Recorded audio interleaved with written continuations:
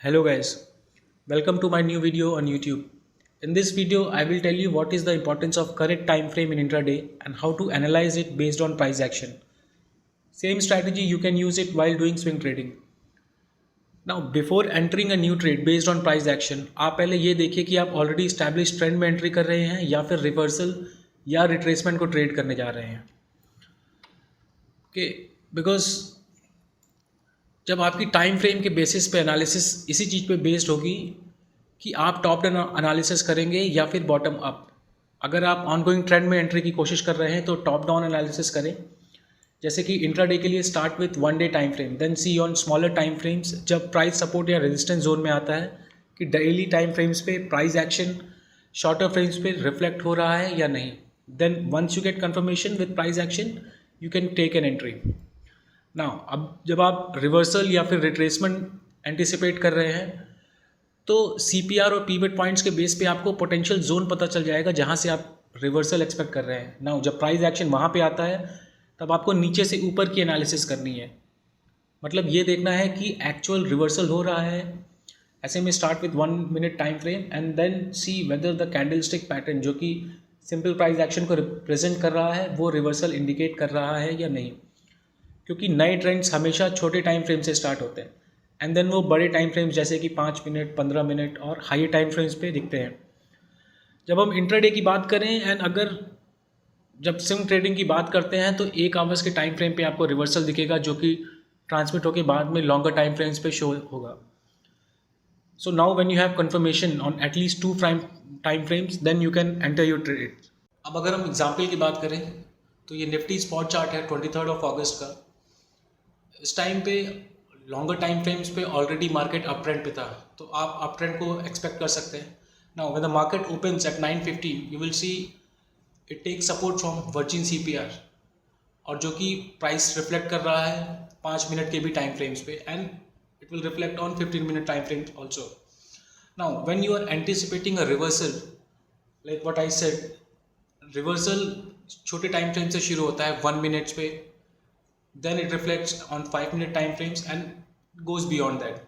So अगर हम 5 minute का 1 मिनट का टाइम फ्रेम देखते हैं, यहाँ पे देखिए, यहाँ पे इसने इस रेजिस्टेंस लाइन पे 1 मिनट के टाइम फ्रेम पे रिवर्सल इंडिकेट किया. But now you have to check and confirm whether the same reversal is reflected on higher time frames और not.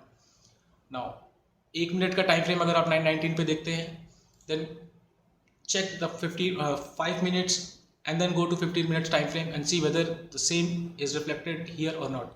Now if you will see 5 minute के time frame पे यहाँ पे price reflect नहीं हो रहा है here and finally after 5 minutes price breaks the previous day low.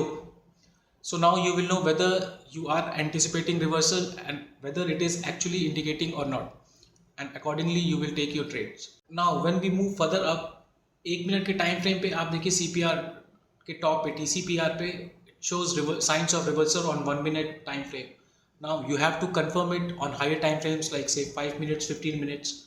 So this was the time 10 o'clock and you will see 10 बजे के बाद से start showing you a sign of reversal on higher time frames as well.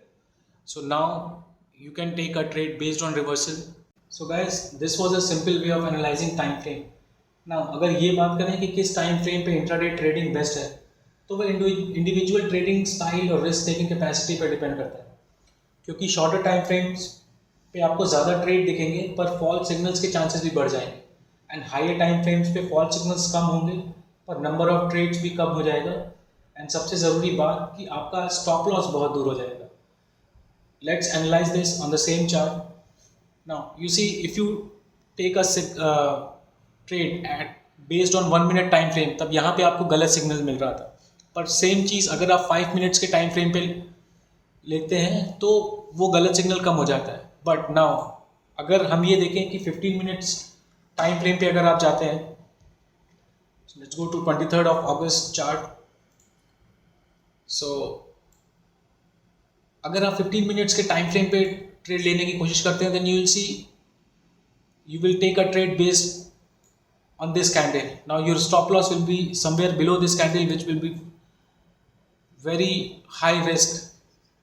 So I would suggest 5 minutes time frame पे trade लेना is much better than 15 minutes, because 15 minutes में आपका stop loss बहुत दूर हो जाएगा एंड 1 मिनट पे आपको